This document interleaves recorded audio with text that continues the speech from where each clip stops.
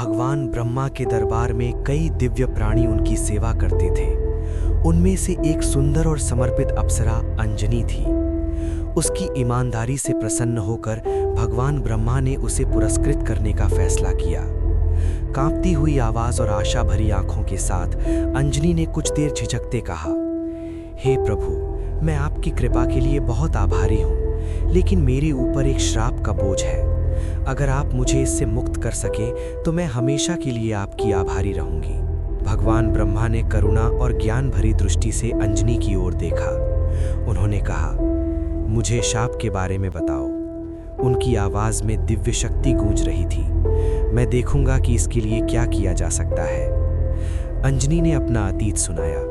बचपन में एक बार उसने जंगल में एक बंदर को ध्यान करते हुए देखा। प्रसन्न होकर वो हंस पड़ी, ये जाने बिना कि वो वास्तव में एक महान अरिश के रूप में छिपे हुए थे। मूर्ख लड़की, तूने मेरा ध्यान भंग कर दिया है। मैं तुझे श्राप देता हूँ। जिस क्षण तू अपने पति को देखेगी, तेरा चेहरा बंदर का हो जाएगा। अंजनी ने दया की भीख मांगी, लेकिन ऋषि ने केवल शाप को नरम कर दिया। तुम्हें अपने पति से प्यार और सम्मान मिलेगा और एक दिन इस श्राप से मुक्ति मिलेगी। ब्रह्मा जी ने बहुत सोचा और कहा, अंजनी, तुम्हें पृथ्वी पर जाना होगा। वहां तुम्हें तुम्हारा जीवन साथी मिलेगा।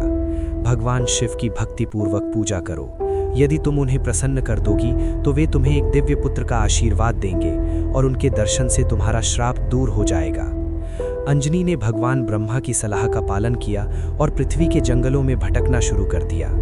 एक दिन उसने एक बहादुर योद्धा को एक भयंकर शेर से लड़ते हुए देखा। उसके साहस ने उसे मंत्रमुग्ध कर दिया, लेकिन जब वो अंजनी की ओर मुड़ा तो श्राप प्रभावी हो गया। अंजनी का चेहरा एक बंदर के चेहरे में बदल गया। केसरी चिंतित होकर बोले, तुम अपना चेहरा क्यों छिपा रही हो? तुम कौन हो? अंजनी ने रोते हुए उसे अपने श्राप के बारे में बताया। बुरा महसूस करने के बजाय केसरी मुस्कुराए। केसरी ने कहा, शर्मिंदा मत हो, मैं केसरी हूँ, वानरों का राजा। मुझे भी भगवान शिव का आशीर्वाद प्राप्त है। अंजनी, क्या तुम मेरी रानी बनोगी? अंजनी और केसरी का विवाह हुआ। अटूट भक्ति के साथ अंजनी ने भगवान शिव की पूजा की, जो अंततः उसके सामने प्रकट हुए। भगवान शिव ने कहा, अंजनी, मैं तुम्हारी भक्ति से बहुत प्रसन्न हूँ, वरदान मांगो। अंजनी ने कहा, प्रभु, मुझे एक पुत्र का आशीर्वाद दे जो आपका दिव्य अवतार हो। उसी समय राजा दशरथ ने पुत्र प्राप्ति के लिए यज्ञ किया।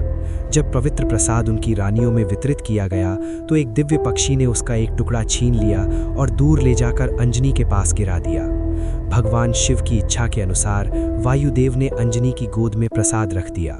अंजनी ने इसे ईश्वरीय आशीर्वाद के रूप में स्वीकार किया और ग्रहण कर लिया। शीघ्र ही उन्होंने एक तेजस्वी वानरमुखी पुत्र को जन्म दिया, जो भगवान शिव के अवतार थे।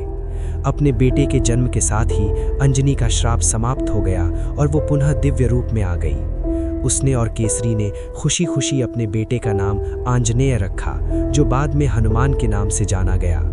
ऐसा कहा जाता है कि रानी कौशल्या और अंजनी ने एक ही प्रसाद का सेवन किया था। यही कारण था कि भगवान राम और हनुमान के बीच एक विशेष और गहरा बंधन था। इस प्रकार हनुमान का जन्म हुआ, भक्ति, शक्ति और दिव्य कृपा का प्रतीक। जय बजरंग बली।